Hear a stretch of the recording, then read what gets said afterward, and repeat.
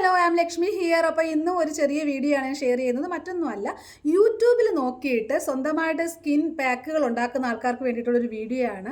So please, എനിക്ക് നിങ്ങളോട് ഒരു റിക്വസ്റ്റ് ഉണ്ട്. നിങ്ങൾ ഈ യൂട്യൂബിൽ കാണുന്ന ആൾക്കാരുടെ വീഡിയോസ് കണ്ടിട്ട് സ്വന്തം സ്കിന്നിലോട്ട് ആവശ്യമില്ലാത്ത പാക്കുകളൊന്നും ഇടരുത്. പഞ്ചസാര, കോഫി, നാരങ്ങ, പിന്നെന്താ തക്കാളി, എനിക്കറിയാൻ മേലെ ഒരുപാട് സാധനങ്ങളാണ് ഈ ആൾക്കാർ പാക്കായിട്ടിട്ട് നിങ്ങളെ കാണിച്ചു തരുന്നത്.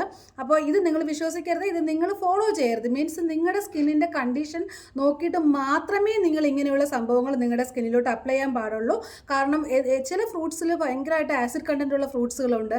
അതുപോലെ തന്നെയാണ് ചില നമ്മൾ ഉപയോഗിക്കുന്ന പൊടികളിലും ഒരുപാട് തരത്തിലുള്ള കെമിക്കൽസ് ഉണ്ട്. അപ്പോൾ ഇതൊക്കെ വാരി നമ്മുടെ സ്കിന്നിലോട്ട് അപ്ലൈ ചെയ്യുമ്പോൾ എന്താ പറ്റുക, നമ്മുടെ സ്കിന്നിൻ്റെ ഉള്ള ഒരു ഗ്ലോയും അതുപോലെ തന്നെ ഒരു മോയ്സ്ചർ ഫീലും എല്ലാം നഷ്ടമാവുകയാണ് ചെയ്യുന്നത്. ഒരിക്കലും ഈ യൂട്യൂബേഴ്സ് നിങ്ങളോട് പറഞ്ഞു തരത്തില്ല ഇത് ഇന്ന സ്കിന്നുകാർക്കുള്ളതാണ്, ഇന്ന സ്കിന്നുകാർക്കുള്ളതാണ്. അവർക്ക് വ്യൂസ് കിട്ടാൻ വേണ്ടിയിട്ട് അവർ ചെയ്യുന്ന കാര്യമാണ്.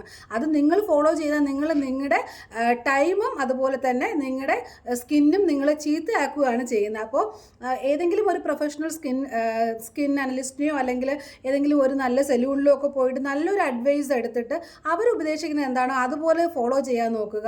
അല്ലെങ്കിൽ നമ്മൾ തന്നെ സ്വയം കണ്ടെത്തുക. അതിന് ഒരു ദിവസം കൊണ്ടോ 2 ദിവസം കൊണ്ടോ പറ്റത്തില്ല.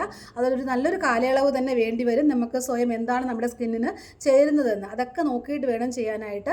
അപ്പോൾ ഈ ആവശ്യമില്ലാത്ത സംഭവങ്ങളൊന്നും ഈ സ്കിന്നിലോട്ട് വലിച്ചു വാരി തേക്കരുത് കേട്ടോ. അപ്പോൾ താങ്ക് യു സോ മച്ച്.